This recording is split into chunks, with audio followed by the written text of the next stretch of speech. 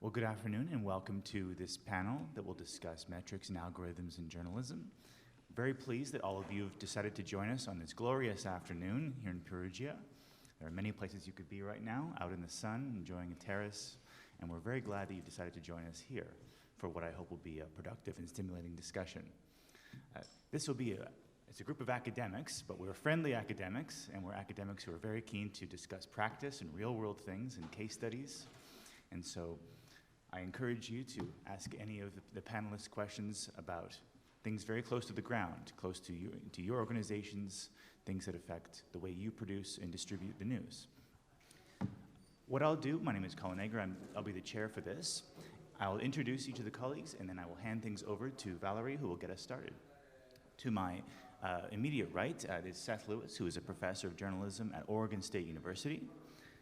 Next is Pierluigi Perri, who is a professor of law at the University of Milan, and who is at the moment in Strasbourg at the Council of Europe. And at the far side is Valerie Belair-Gagnon, who is a professor of journalism studies at the School of Journalism and Mass Communication at the University of Minnesota.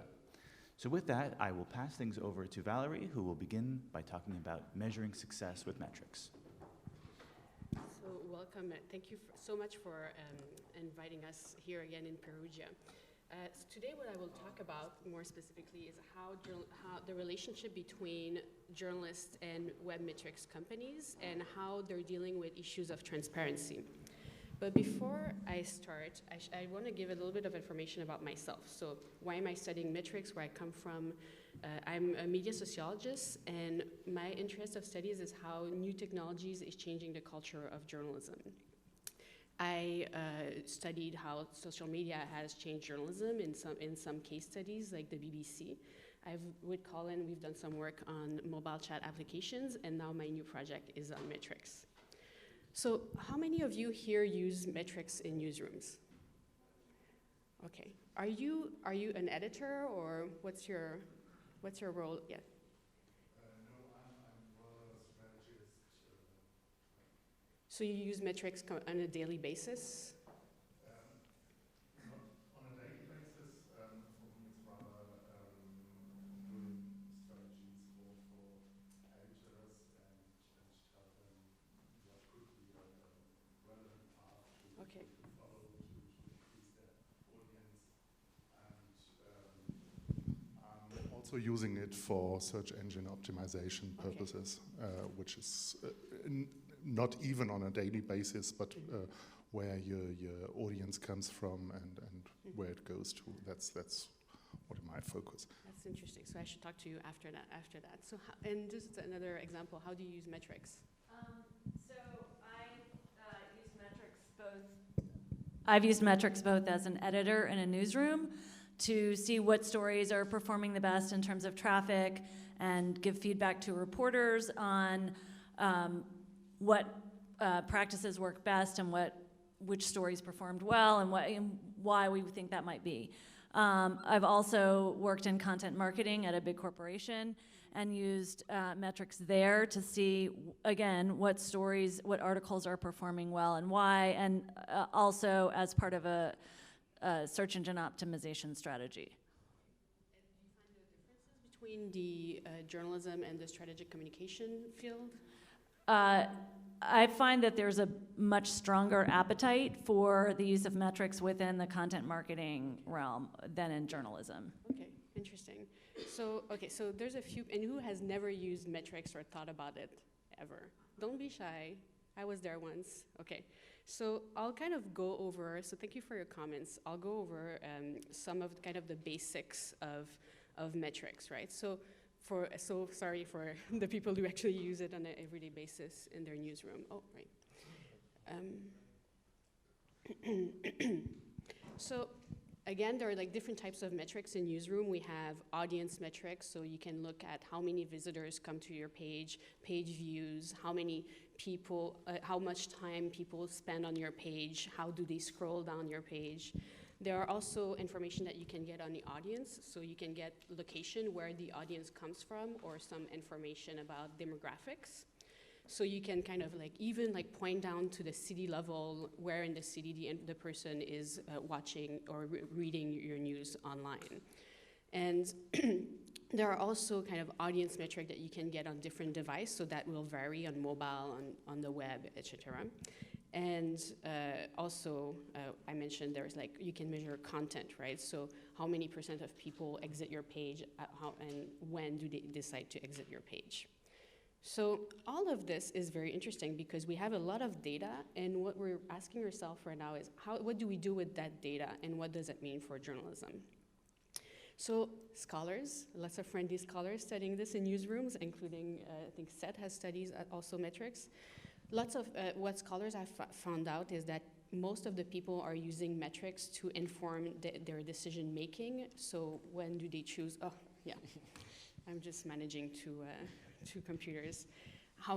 So what kind of decisions they can make in the newsroom? So where they would put the story and that will get more clicks, for example.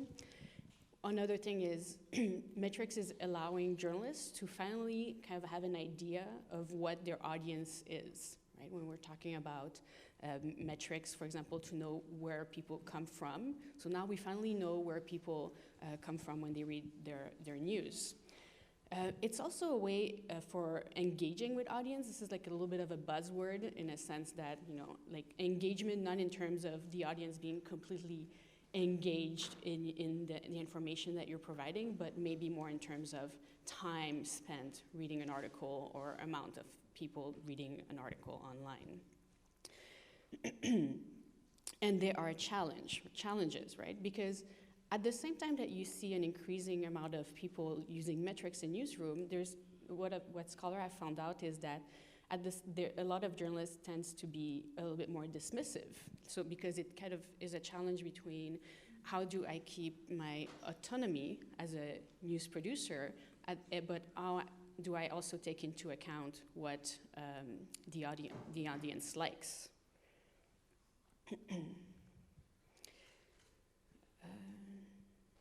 So here's a few examples of how news organizations have used metrics.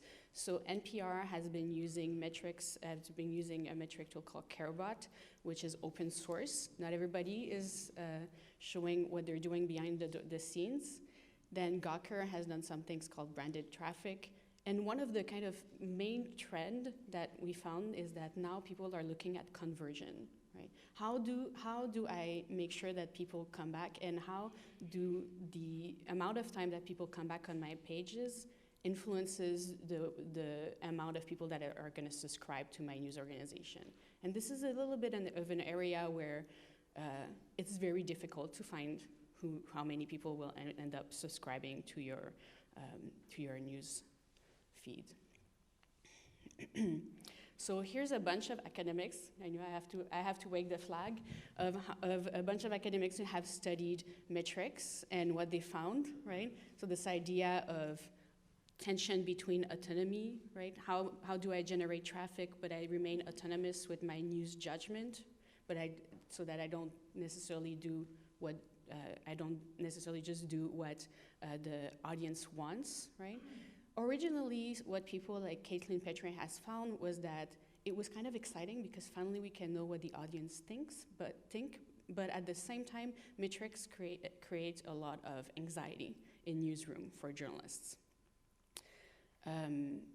But in my very early stage research so I just started a new project, I found that this anxiety is kind of diminishing because now it seems that there's kind of an institutionalization that is happening in a lot of newsrooms. So what I find really interesting about this world of web analytics is that most of the companies that are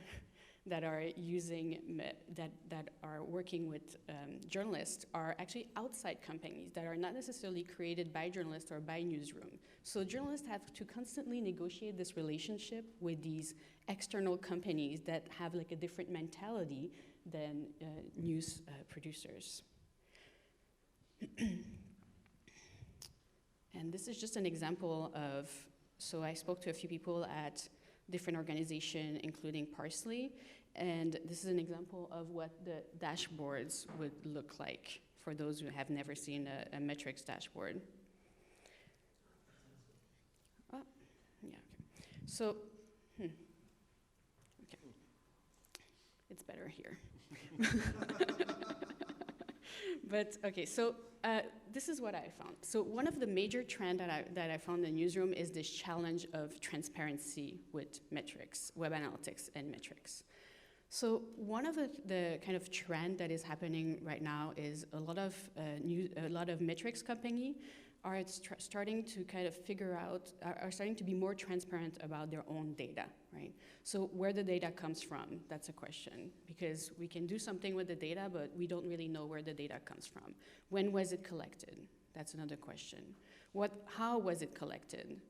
And also, and how was it collected comes to this idea of placement. So if you put your metrics button on top of the page, it will have a different impact than if you put it on the bottom, because on top of the page, you may get more hit for the page because it will show that, because on the bottom of the page, you will have to wait until the page has completely loaded. So it will kind of give you a different sense of what the metric looks like. So that's one type of transparency with data collection. A second type of transparency is with data design, and that's the area where we really don't know much about, right? How the algorithm works for social media metrics, for example. You know, yesterday the newsfeed guy from is in the room. Oh no, okay.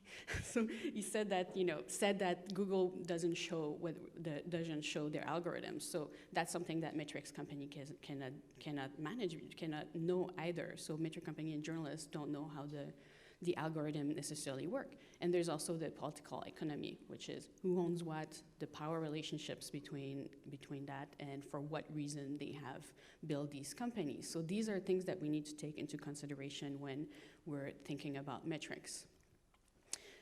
The third type of transparency is this kind of transparency with management, right? So publishers, one of the transparency is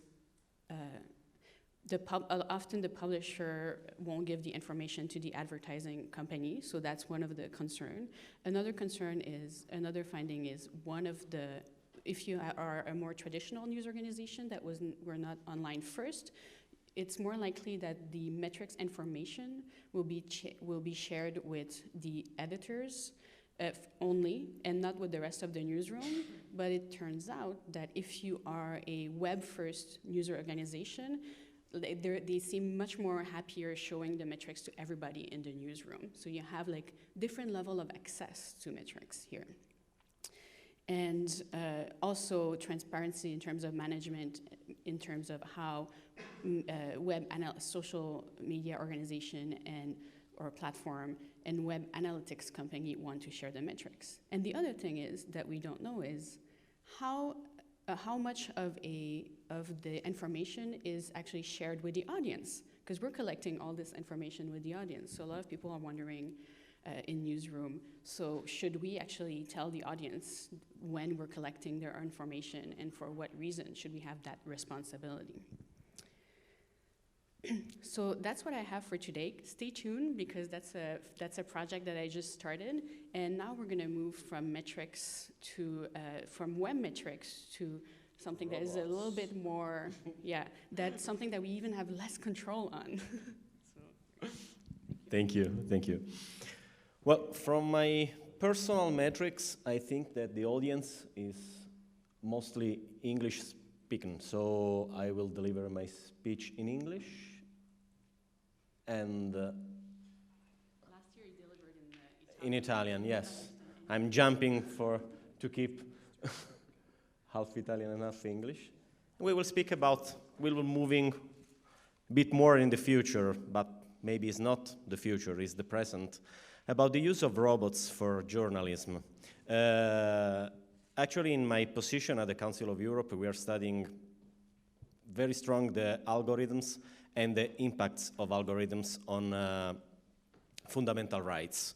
So, of course, Article 10 of the European Convention on Human Rights, which covers freedom of expression, and for this reason is usually used to regulate the activity of journalism and speak about journalism, can be put in danger by the use of algorithms and artificial intelligence. And so we need to fix some rules to use these tools in a good way, because the advantages for journalists are, of course, a lot, but to find a way to don't put in danger fundamental rights. So what we intend for robot journalism. Robot journalism is not exactly this. It's not a robot writing the article. Robot journalism at present is much more a software. It's a software that, in a definition given by Dierik, is the practice of using technology to automatically produce news content. So we have a process without the intervention of human. We have a software that is browsing on the internet on a given environment of news, of information, extract the news that he wants to use, and with a data set of library, with a data library, he delivers news. So we don't have any human intervention unless the human want to intervene in this process, for example, for fact-checking or some activity like this. What is the technology that is behind this software? This technology is called natural language generation.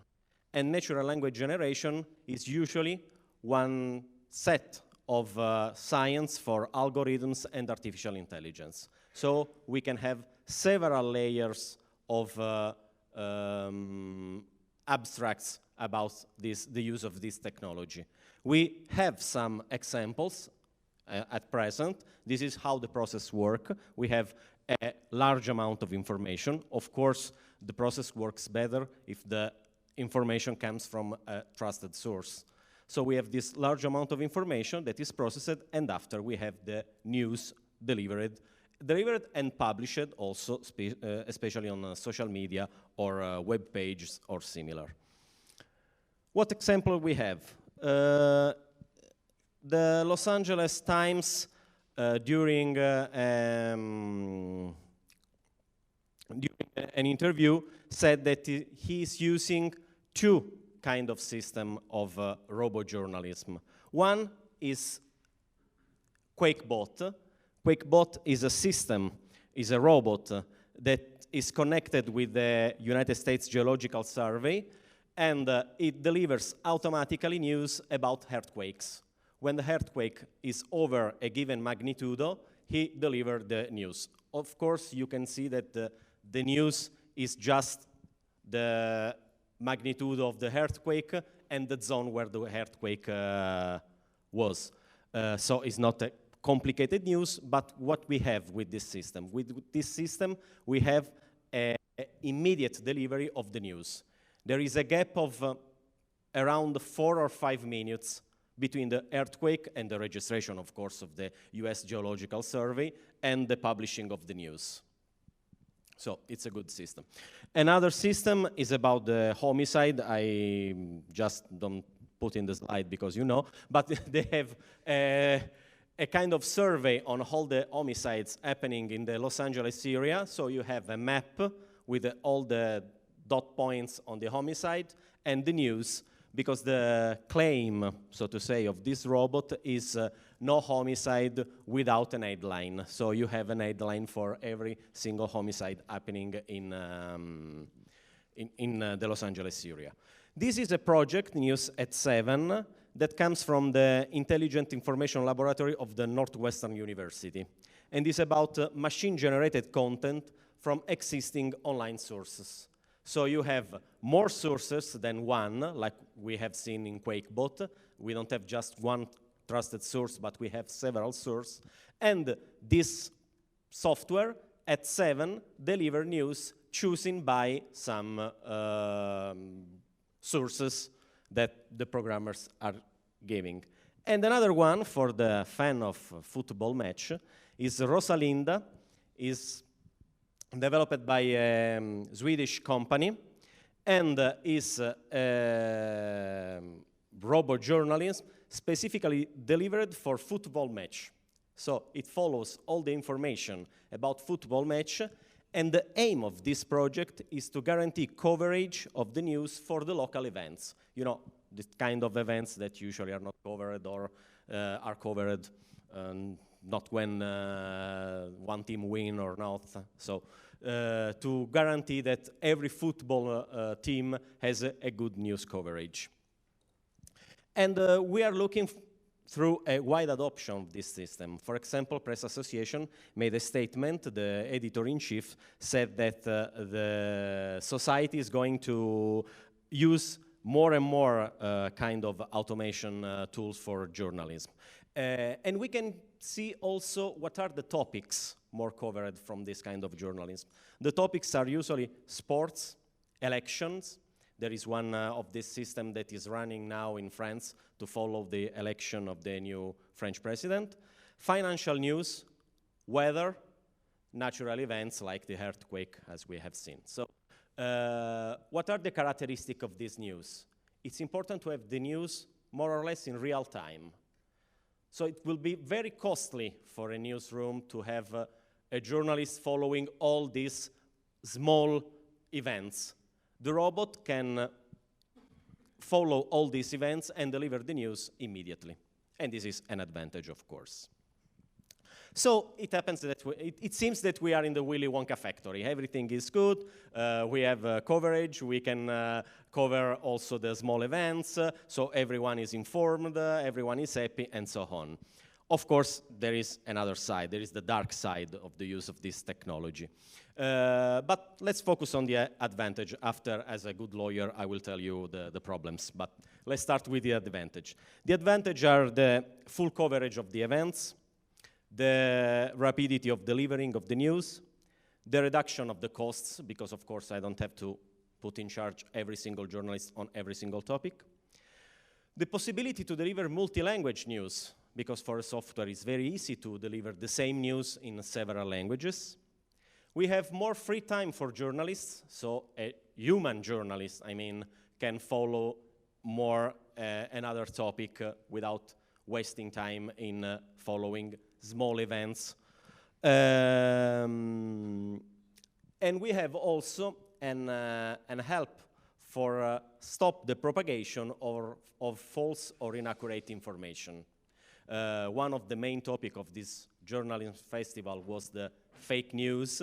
The robo-journalism can help, because if you target one news as a fake news, the robot will not spread this news anymore.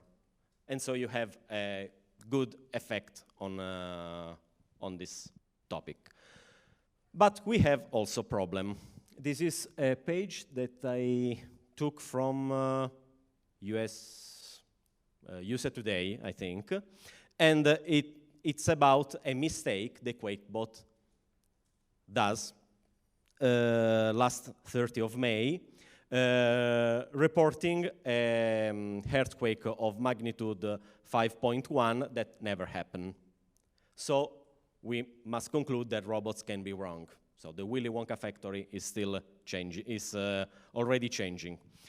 What can we do to make the robots more reliable? The input must come from trusted source. We have also a standardization of the news due to the use of the same library. So if you look at the QuakeBot news, they are more or less the same. What changes just the magnitude and the location of the earthquake. And there is a general cost of this system, because these systems are not inexpensive. So the problems that I see are, the first, about security. We are now looking on the rising of security problem for the Internet of Things.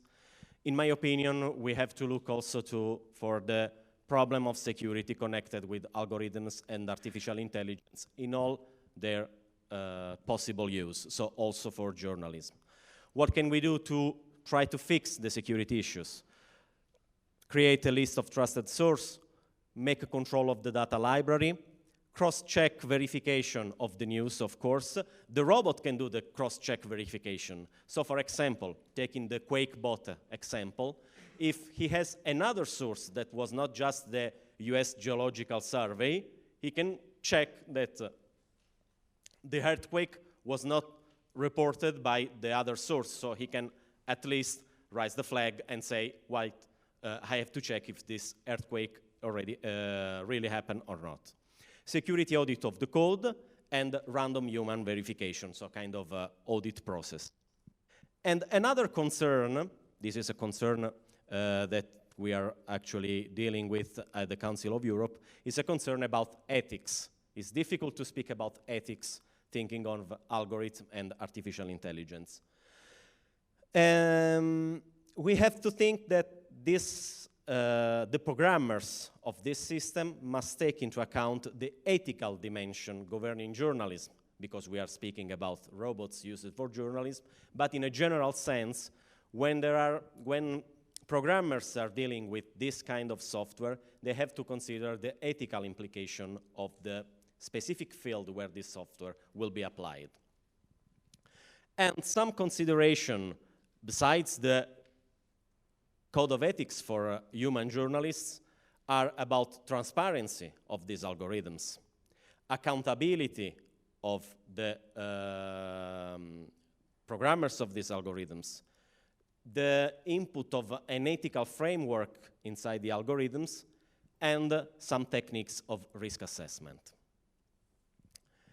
Another point that is difficult, and the European Union now is dealing with this, the European Parliament has just issued an interesting study about the liability of automated system in a general sense.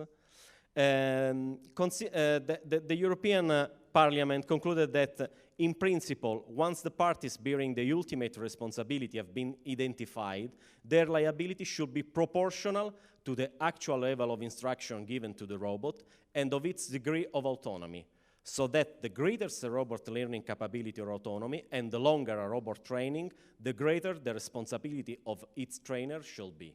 So the more you are going to train a system with kind of back propagation techniques to see if the system is really gathering the good news, is delivering the good news, and so on, the more you are responsible for bad training, so to say, of the software.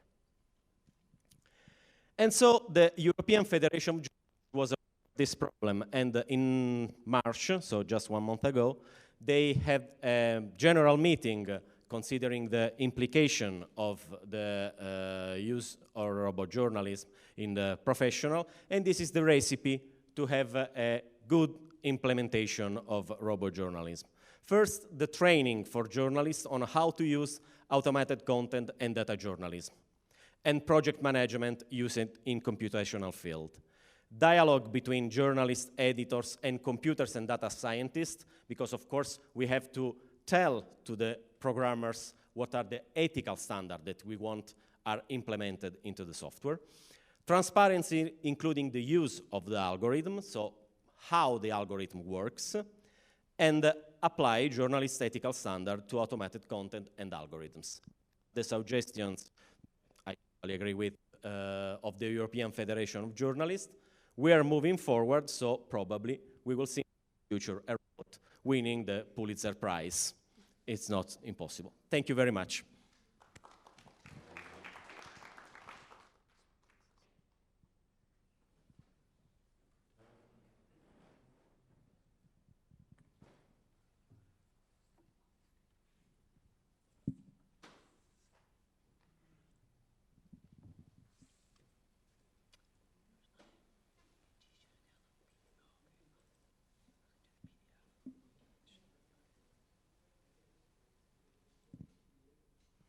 Okay, thank you again, everyone, for being here. And I think my talk should follow along quite nicely in terms of the risks and potential liabilities that exist with automated forms of journalism. My hope is just to simply raise some questions and some provocations, things we should be thinking about with regard to the implementation of automated forms of journalism and what types of potential potential liabilities, particularly in the case of libel, may exist. And just as a note again, I'm Seth Lewis from the University of Oregon, and this work that I'll present to you has been some research I've done with a media law student at the University of Minnesota, Casey Carmody. So I want to start with a quick little story that I think puts this in context. Last August, you may recall there was some controversy over the summer of 2016 with regard to Facebook and how it managed its trending topics feature on the the right-hand side of the page, you would see a list of news stories or little issues that Facebook identified as being hot topics, things that people were talking about. And there had been some controversy with regard to whether Facebook was downplaying conservative issues and giving more credence to liberal causes or articles and so forth. And so what Facebook did is it actually removed its human editors from managing the trending topics and instead had algorithms handle that process. And so within literally hours of this change occurring, there was a particularly sticky problem, as you can see here from this BuzzFeed article by Craig Silverman, who is here at IJF and has been talking quite a bit about fake news and is a key expert in this area. He recognized that Facebook made a particularly sketchy website's fake story a trending topic for much of the day and into the next day as well.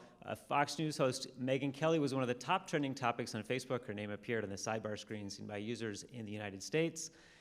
And what happened is if you hovered over that name, over that topic, up popped this story that claimed that this Fox News host had been kicked out, had lost her job for backing Hillary Clinton for president, which is something that never happened. So it's a false story on a false site, but nevertheless was one of the most shared and trending topics. And so when Facebook recognized the issue, of course, they took it down, but it raised the question, could a bot commit libel? Well, for reasons that will become clear in this presentation, Megyn Kelly certainly could not have successfully sued Facebook over the situation. But you might imagine, we can imagine other scenarios in which a private individual, not of that sort of stature in the public sphere, could somehow be tied up into some kind of association that's very negative, that harms their reputation, and therefore could raise the question that if the robot goes off the rails, so to speak, who is going to be responsible in that situation? So 4 essential points I'd like to make today. One is that automated journalism, as Pierluigi just talked about, is a growing feature of algorithmic news and likely will continue to improve and proliferate in the years ahead. News organizations that are adopting such algorithms may need to consider, in addition to the social, technical, and ethical questions that Pierluigi described so well, they may need to also consider some legal implications of libel that could be committed by a news writing algorithm, however far-fetched that may sound at this point in time. And a crucial point here is that I'll be talking about the US media law situation, which obviously is particular to the US, but because the US provides some of the most generous defenses against libel claims, I think this makes it all the more interesting now for us to consider what these possibilities may be for newsrooms outside the US. The crucial point here is that because news companies may not be as safe as they assume, particularly when it comes to potential libel regarding private individuals rather than public figures. Let's see, why is this? Okay, sorry, came up a little oddly. So as Pierluigi pointed out just a moment ago, when we talk about automated journalism, often we have this sort of image. Often in news coverage, it includes images of a robot reporter working at a typewriter, oddly enough. And so, I think we're trying to get our heads around what exactly, how do we visualize, how do we understand this phenomenon? And it's obviously not robots, we're just talking about software. But for some reason, we don't like to call it software-produced journalism. But I think it is helpful just to recognize that these are pieces of software that produce news in an automated fashion. Another definition to add to the one that was shared a moment ago is algorithmic processes that convert structured data into narrative news texts with little to no human intervention beyond the initial programming. So when we look at the history of new technologies and free speech protections in US law, a few things become apparent. One is that as new technologies emerge, and this is radio, television, new broadcast technologies, et cetera, the history suggests that there are questions, there's a period of time of sort of figuring out whether such technologies represent truly new forms of speech, and therefore should they receive protection according to the First Amendment and its free speech protections there. So algorithms in particular pose a tricky kind of case because the law has not yet to settle the question of whether they are common carriers like the telephone, whether they're merely conduits of other people's speech, or whether they're in fact more like newspapers. They're creators of speech. So there is no clear consensus, but what is beginning to emerge is that we may never be able to untangle these two. That in certain cases, as one observer pointed out, it will soon become more difficult to unbundle technology's speech rights from our own. So where do human speech rights and machine speech rights, as it were, begin? That may never quite be determined. So in the question of libel here, just as a brief definition, it's defined as the false publication of fact about a person that injures his or her reputation in the eyes of the community or deters others from associating with him or her. So the key points there are falsity of something that is presumed to be factual in nature and that, of course, causes serious harm to reputation. So what happens if and when libel occurs through automated journalism? The three key areas that I want to touch on briefly. One is that we will talk about this issue of requiring plaintiffs to prove actual malice, and then I'll talk about some issues with regard to what I call the Google defense, or claiming to be simply a hands-off provider and therefore not responsible for the content. And finally, a third area is the issue of opinion. Could a claim be made that it was simply opinion and not fact, and therefore not, doesn't fall under the definition of libel? So with regard to the first point, in U.S. media law, and again, this is a little more particular to the U.S., but in the last 50 years, cases have established that for a plaintiff to win a libel lawsuit, if they are a public figure, that is a government official, a celebrity, or someone who has a high status or high position in terms of visibility within the public sphere, public figures must prove actual malice. That is, they must demonstrate that the defendant, usually the news organization, knew that what they were publishing was false, and they did so recklessly, right? They acted with reckless intent in publishing that material. But private individuals, which would be many of us in this room and others who don't have that kind of public face, need only prove negligence. That is, there's a much lower bar. They only need to show that the organization acted that it failed to act with reasonable care. So the upshot here is that if a libel case occurs that involving a public figure, usually if this happens with humans writing the story, then there's a process involved. There may be depositions, there may be ways of interviewing and finding out what were the processes that were involved. Did the news organization fact check the material? Did they talk to sources? Did they give people a chance to respond, et cetera?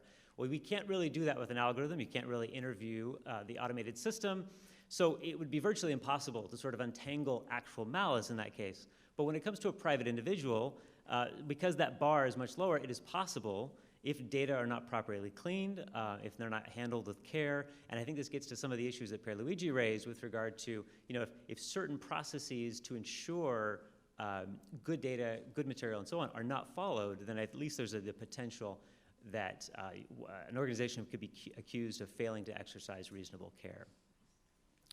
The second area where a news organization might claim a defense is to say, and I'm calling this myself the Google defense. Essentially, they're saying, we're not responsible. We're merely a conduit of speech. So the analogous case here for journalists is the lawsuits that have been made against Google for its autocomplete search results. So if you were to go to Google and you start to type in a set of terms, you've probably seen this before where it recommends certain search terms. Well, this one up here, the visual you have before you is kind of a particularly controversial case from 2012 where the former First Lady of Germany sued Google, brought action against them because of the associations with her name in autocomplete search results, which she said were entirely baseless and were just based on rumors.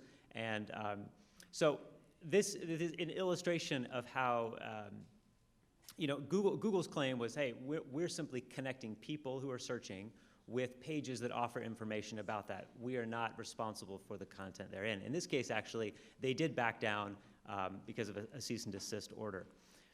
In the news organization's case, though, it would be hard to make that case that they're simply a conduit of information because whereas in US media law, there's a distinction between interactive content providers, which have no responsibility, and information content providers.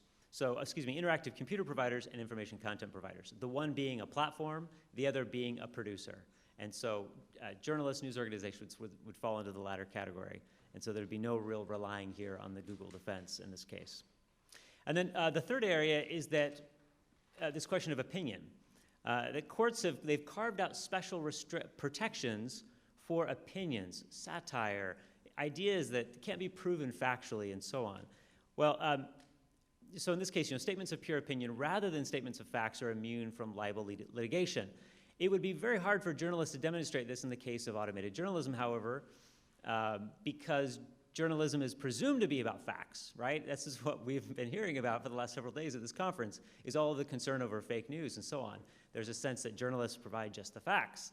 Moreover, it doesn't help that many of these automated journalistic systems are themselves framed in very objective sorts of terms, that somehow the algorithms help us to achieve a more neutral, balanced set of perspectives, which would be the opposite of something that's saying it's purely opinion. So a few points here on which to conclude. As automated journalism grows, we are going to need to make sense not only of its social, ethical, and technical dimensions, but also its legal implications for organizations. And I would agree in many ways that libel by algorithm may seem ridiculous at this point, but also the very notion of automated journalism itself probably seemed fairly ridiculous a decade ago. And so it's probably better to begin asking questions and trying to come up with some solutions before it becomes a problem. Just to reiterate again, at least within the US media law context, and we could talk about how that may differ elsewhere, if public figures are defamed by bots, there's much less of a concern. But if, depending on how the data is used and so on, a private figure were to be involved, then it could be a bigger issue. And so I think this gets back to a question that Pierluigi raised, which is that when these things go awry, who bears ultimate responsibility? And that will yet to be determined. Thank you.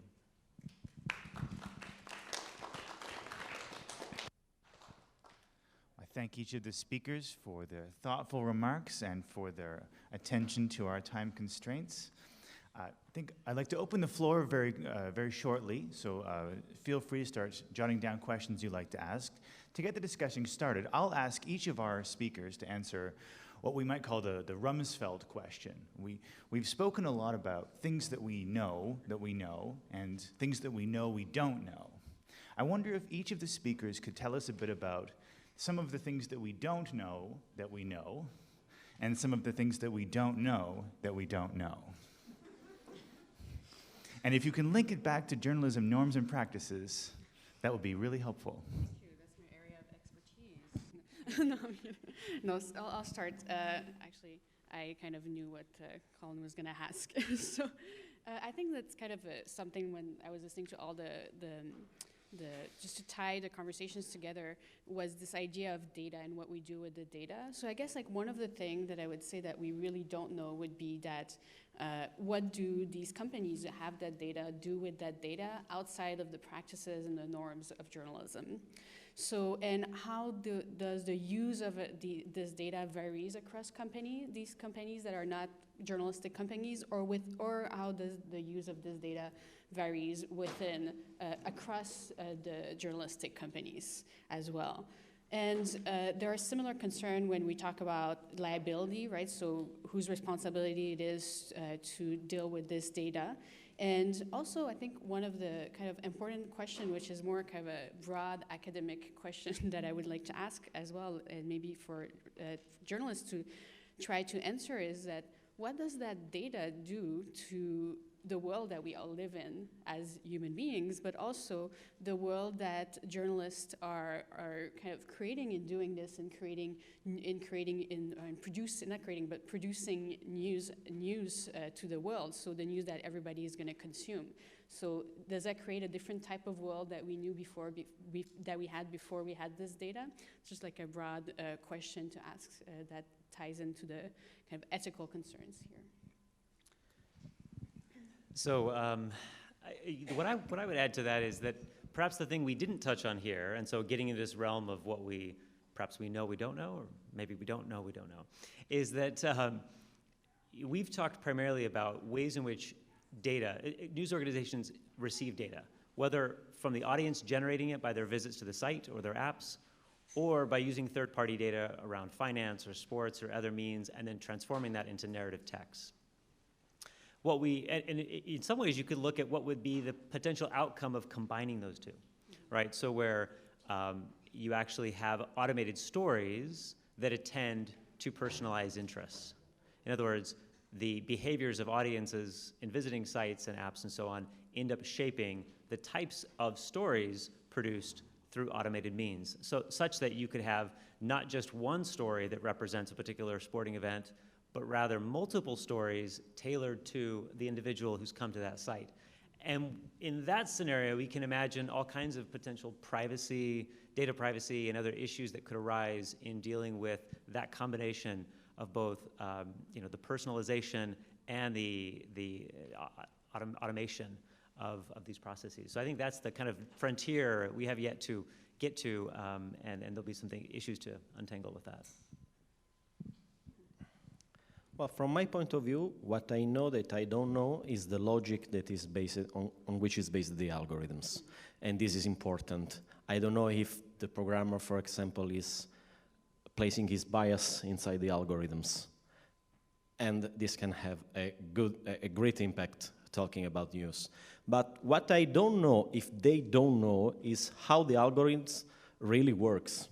We have some example of algorithms originally developed for, especially for, we have some question on employment law, so used for progress of career and this kind of analysis that had some bias inside. So for example, they advantage some class of workers and not others. But this was not an instruction given by the programmer. This is how the algorithms starts working, maybe for the data set, maybe for another input. So it's important to provide always a human supervision on how the algorithms works and provide the training, even if the training is one of the elements for liability.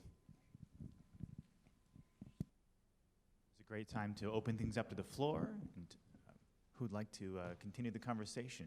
Ask any or all of our panelists a question, or provide some thoughts from your own organization's perspective. Yes. We have mics that will arrive there.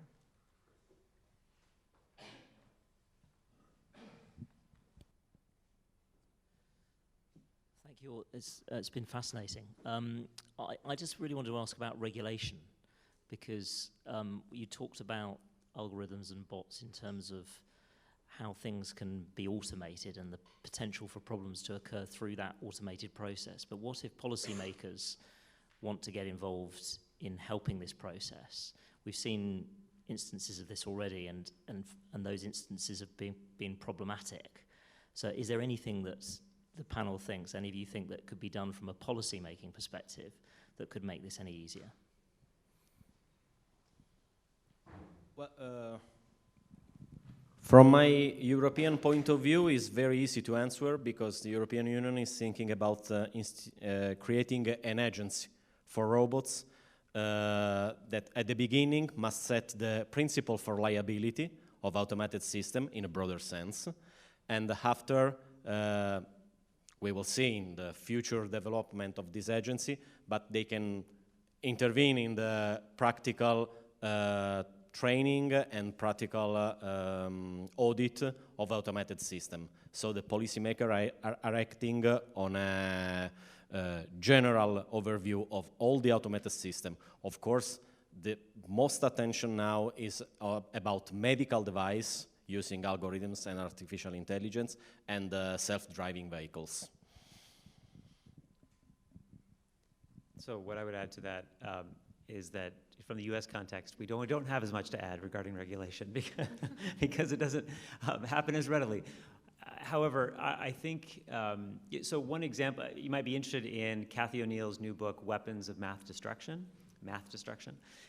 It's a book that I think nicely outlines some of the challenges and pitfalls with algorithms and the need for regulating them, but also the difficulty in doing so in a meaningful way.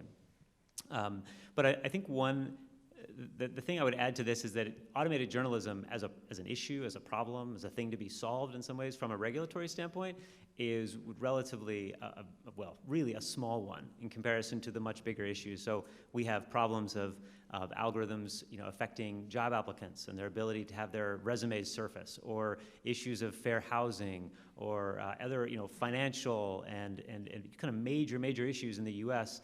that probably rise much higher on the scale than issues of kind of robot journalism at this point. But certainly I think there is kind of a broad question to be asked about, again, from a responsibility standpoint, what types of ethics, intentions, assumptions, what types of issues need to be addressed both at the programming side of things as well as from the user's perspective. What type of knowledge are we expecting users to have, and how does that, you know, what kind of learning needs to take place both on the production side and on the reception side? I think you've summarized it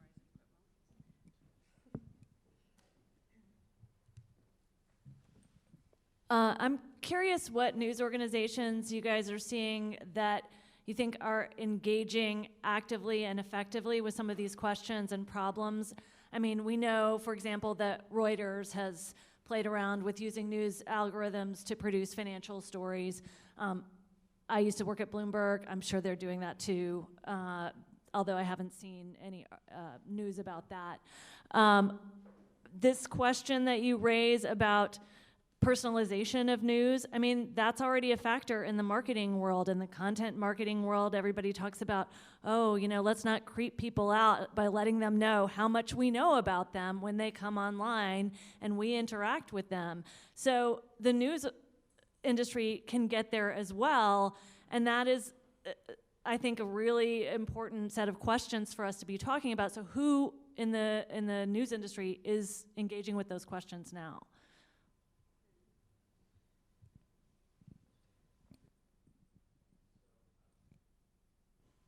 So first, with regard to automated journalism, the Associated Press has been kind of probably the most active news organization in the US at this point in experimenting with and deploying various systems for automation. They have been producing automated stories on quarterly financial earnings reports for publicly traded companies. I think they produce maybe 3,000 to 5,000 each quarter. And they've been doing that now for the last several years. And I will add that I think they've done so in a rather careful way, and they've been somewhat transparent, really, in sort of talking about what they're doing and giving examples and trying to make it apparent. And actually, just this week, the AP and some folks at the AP produced a report about the future of AI and smart machines in the context of journalism. So they're certainly thinking about what the frontiers of this area look like, and I think doing so in a fairly responsible way. But to your point, yes, that the AP is not going to be producing personalized stories because they're not so much interacting with audience data, with those metrics, right? They're producing news articles that then disperse around the web or go to their various partner organizations. It's when we talk about personalization, I mean, clearly in the realm of Facebook and other social media sites, there's a high degree of personalization, but yet probably not really a high degree of automated content production. And so it's where those two meet is going to be, I think, interesting. But certainly there are a number of news organizations that have tried to be a little more forward-thinking with regard to metrics. And I think NPR and its CareBot is a good example that Valerie described of trying to get beyond the page view as a metric, but to think about other metrics that may indicate a degree of loyalty and a degree of success of a story or of an initiative that goes beyond just simply some of the, right now we've been using metrics that tend to drive perverse incentives, right? They tend to give news organizations, and it pushes them toward clickbait and so on. We want to push against that. I think there's ways to find new metrics. And also, I think one of the tension that I've noticed is that the organizations that will be more open, so yes, you have NPR in terms of metrics, but it will also be the ones that are normally online first. So these organizations would tend to share the information more with their journalists. Then the next step would be, should they share this information with their audience as well? So, and I think part of it is that there's a lot of kind of unknown about where that data comes from in these questions of transparency, and especially with regards with social media metrics, for example, where we don't really know anything about the algorithms. We kind of know the general values of Facebook, but we don't really know anything about the actual algorithms. So that to create transparency with that, it goes beyond the level of the news organization and goes beyond the level of the metrics web analytics company. So there are like kind of different types of metrics that are more easily shareable. It varies across different types of organization, and but there are other ones that we still don't really know, and it is and maybe the journalists should like push a little bit more these kind of platforms. I think they're doing a great job here at IGF, but to push more these organizations to show their information too. From the point of view of the international organization like the Council of Europe, there is a constant exchange with the private parties, so with the media actors, to keep them aware about the ethical implication and the possible problems, the possible issues of using these tools. And yeah, I think that there are some kind of training program to keep the attention on this, and also the international organization is claiming for transparency. Transparency in a both sense. From one point of view, the audience must be informed that the news that is reading is generated by a machine.